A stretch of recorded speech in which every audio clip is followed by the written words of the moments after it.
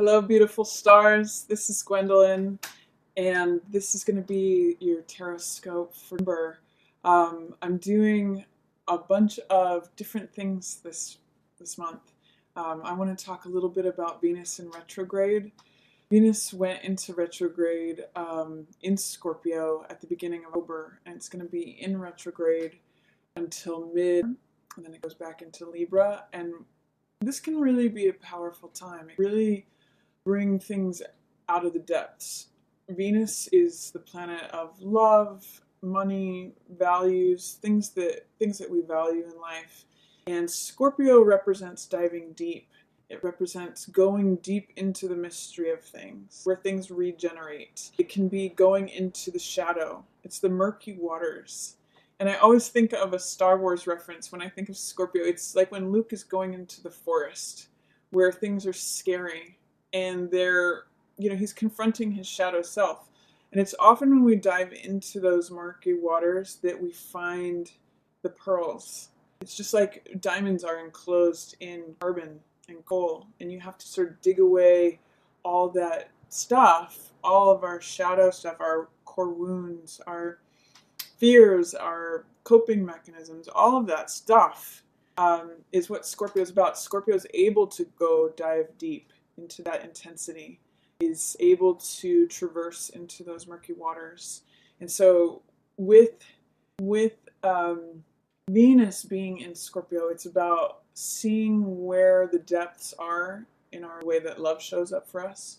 And it's almost like unearthing all of that hidden stuff, all the stuff that maybe we keep buried inside. And it's an opportunity for release of that. I often see Scorpio as, sort of a volcanic force. It's like a Pele force in the Hawaiian tradition, where it's volcano energy coming up that purges and burns away everything. It can be destructive, but its function is to create new land, to create new fertile land. And if we look at Venus rules Taurus and Libra. And Taurus is terra firma, above ground, what we see on the surface. And Scorpio is what's below the surface, subterranean. So when Venus is going down into Scorpio, it's sort of like stirring up those waters of what's underneath. It's requiring us to dive deep, look for those pearls, look for those gems, and release all that stuff. And it almost builds a tension, so that when we pull back and keep, stirring up those waters, maybe it's creating confusion, maybe it's creating more mystery, maybe it's creating more wounds being released, more purging, but it's almost creating a tension that gets pulled back, so that when we emerge into Sagittarius, that's like an arrow we've been pulling and pulling and pulling and pulling, it shoots us forward. And Libra is all about equanimity, harmony, grace, order. That's where Venus is headed. So right now we have the Sun in Scorpio, we have Venus in Scorpio in retrograde. Venus is going to be going into Libra. Also in retrograde, that's where it's going to go back direct in harmony, in grace, in balance, in order. And then the Sun's going to charge forward into Sagittarius. So this whole Scorpio period, although it may feel intense, and that's gone from 5th into mid, it's an intense time. It's bringing up all that, purging all that. I just look at it as carbon. It's like the murky waters. What are our wounds about? We're going down deep into the depths. That's what Scorpio is about.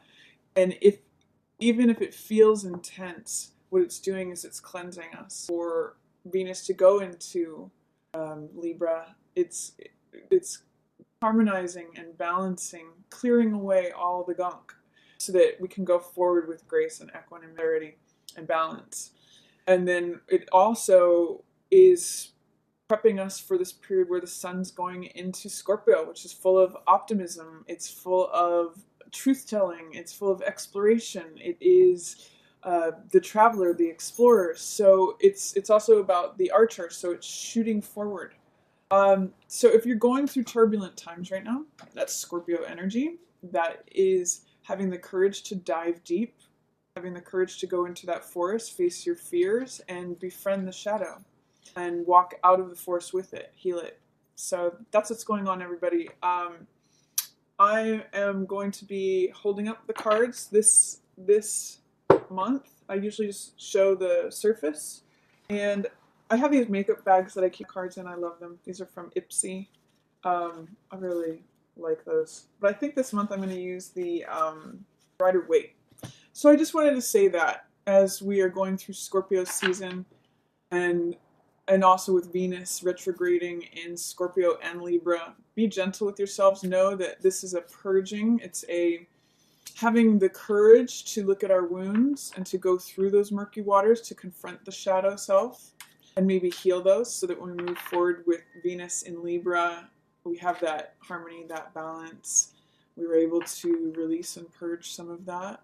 And that when the sun moves into Sag, we've got that optimistic, carefree, straight shooting, we've drawn the bow back.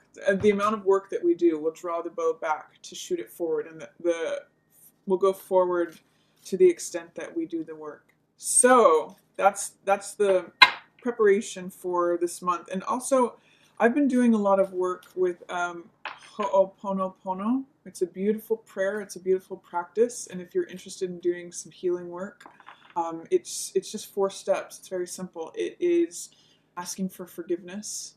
Actually, the first one is saying, I'm sorry.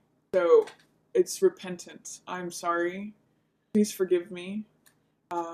Thank you, gratitude, appreciation, and then love. So I love you. So the practice, you can focus on anything, whether it's something that you want to heal within yourself, something that it can be applied to anything. So it is, I'm sorry, please forgive me, thank you, I love you. Try that out and see if it doesn't create magic and miracle world, both for you and others. So anyway, I'm going to go on to each sign. Just want to say that. I want to thank all of you for being here. Welcome to the channel if you're new, and welcome back if you're one of my regular stars. Thank you so much for being here and watching in December. Hello, beautiful Scorpio. Happy birthday, and welcome to her. So I'm just going to get right into the reading here. We just talked a little bit about the retrograde of Venus into Scorpio and then coming back into Libra. So let's see what's coming up for Scorpio for you for your birthday month here. Just a really great time. Right around into is when the veil gets a little bit thin. And it's a really great time for just trust and surrender to the natural process of life. Going deep, going down and trusting the subconscious processes. Making friends with your fears. That's what it's about. It's actually about a lot of things, but that's one of it. So let's see what's coming up for Scorpio. We've got Temperance. Beautiful. Card of balance.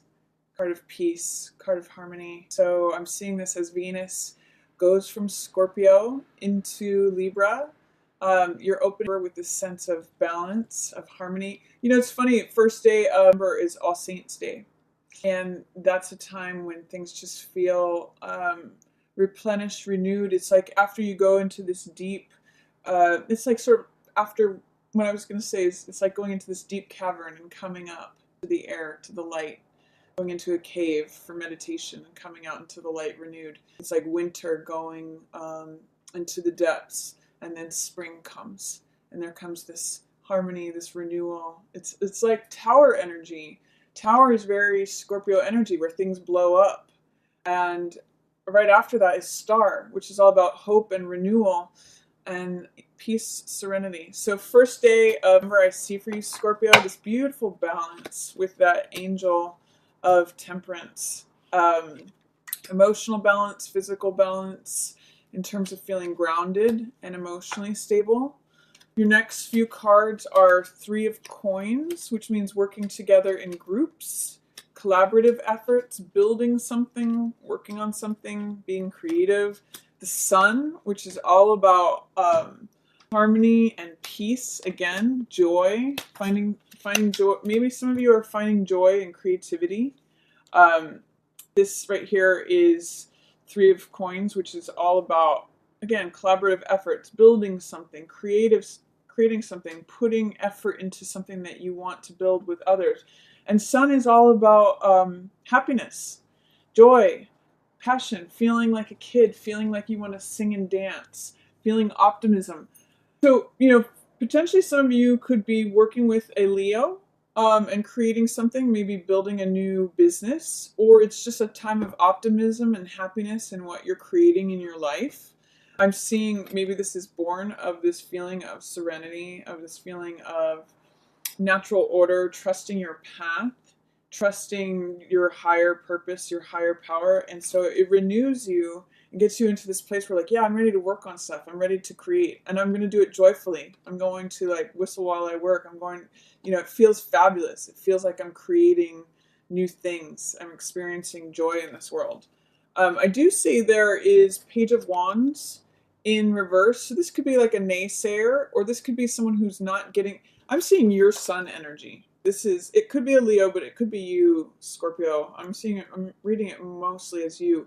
And then this is someone who's a fire sign who's just feeling like they're not on board because they feel like they're eclipsed by your sunny energy. This is, it could be an Aries, Leo, or Sagittarius. It could also be a child. Pages are usually young energy. But I'm seeing that you have this radiant sun, and they're just almost like poo-pooing it, or they just can't get on board. They just feel like, oh, I have this matchstick, and this is the sun that I'm standing next to. I don't know if any of you know the story of, I think it was Britney Spears, or it might have been Jessica Simpson. I'm not sure. One of them, they were auditioning for Disney, and I think it might have been Britney Spears. And they auditioned right after Christina Aguilera. And so it was like, they were just so blown away. They're like, how do I have this matchstick to offer when this person just showed the sun?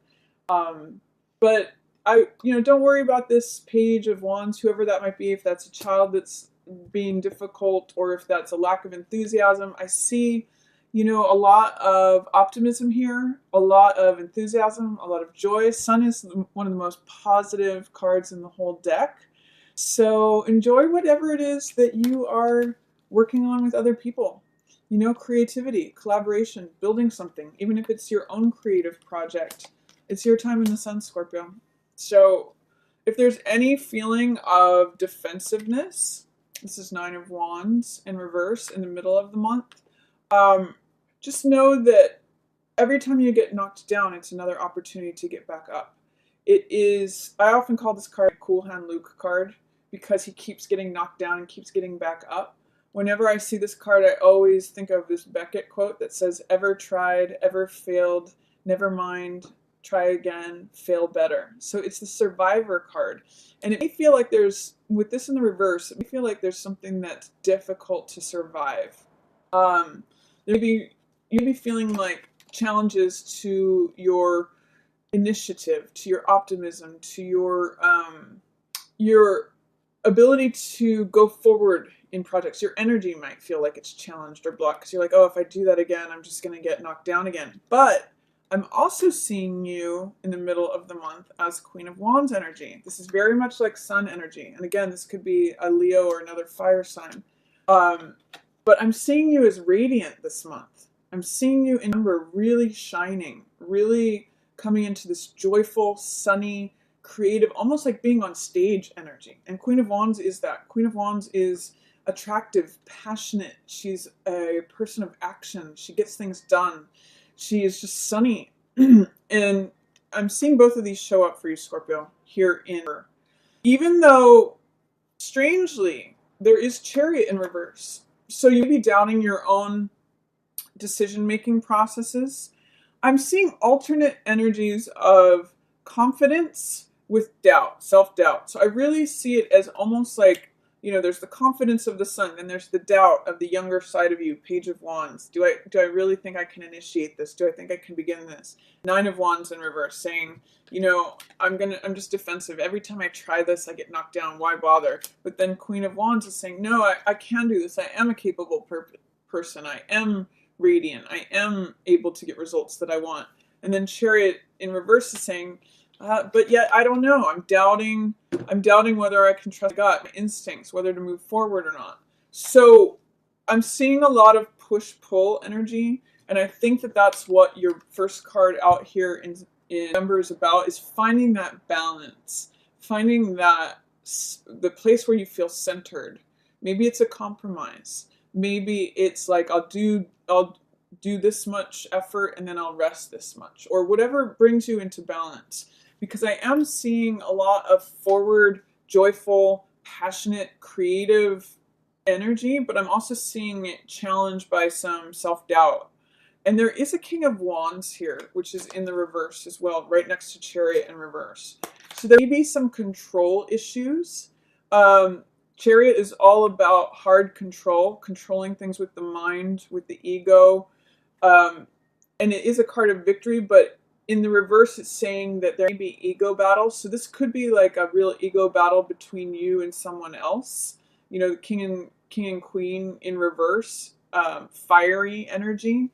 So if that's happening, it could be like someone's left out in the cold. Someone feels like they aren't heard or seen, or that their value's not being recognized.